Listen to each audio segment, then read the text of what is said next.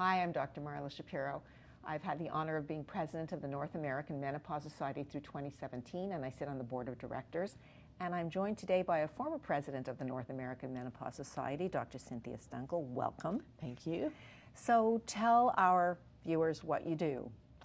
My role now, and I've been a busy clinician, I've done clinical research in the area of menopause, and the role I've kind of settled into at this point is just helping clinicians understand all the science that's coming out and help settle the controversy so they can do a better job taking care of their patients. So now I want you to help us patients, okay? So us patients who are very confused about the safety of hormones.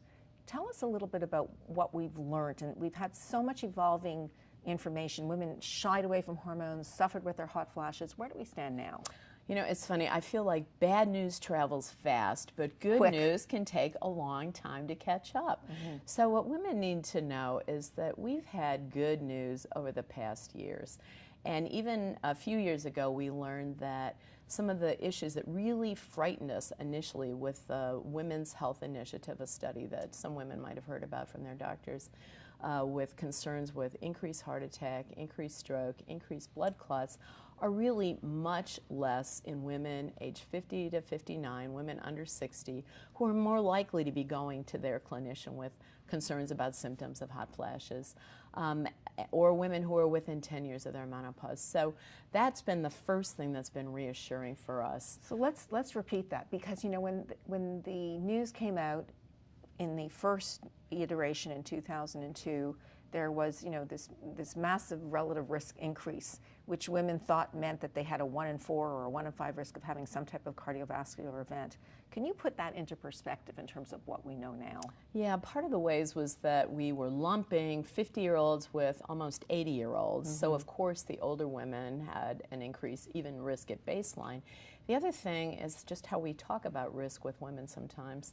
And I find it more helpful to tell them in absolute terms that rather than you have a 25% increased risk of a heart attack, for example, to say of 1,000 women who use hormones for 5 years, there may be a risk of 1 or 2, or there may even be a decrease in some groups of women depending on what hormones they're taking. So now when we talk about women within the first 10 years of their menopause, 50 to 60, or depending where the onset of their menopause was, how is that group different than the 70-year-old group and the 80-year-old group? What can we tell them?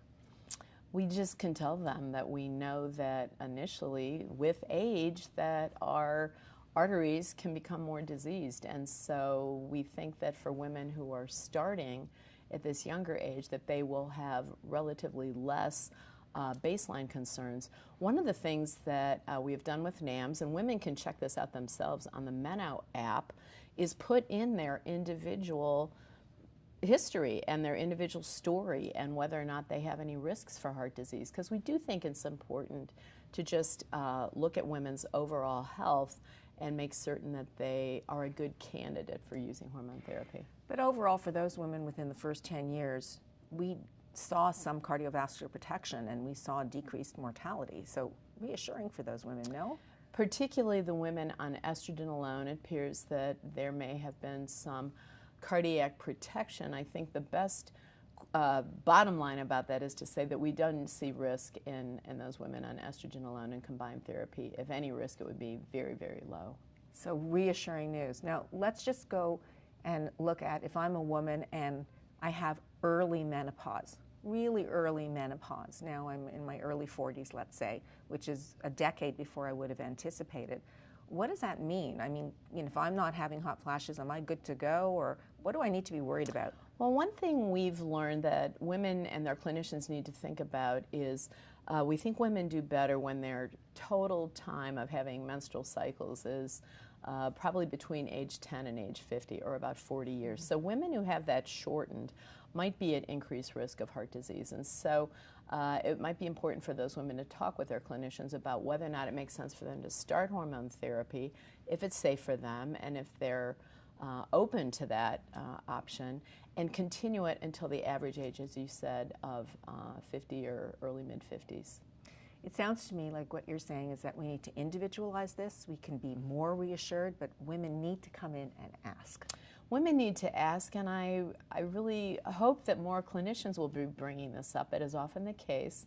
It's important for women to say, "Doctor, I heard this videotape and it was very interesting." Right. And or their nurse practitioner or whoever their healthcare provider may be. Right. Go in and ask them. Yes. Thank you, Cynthia. Great messaging. Thank you.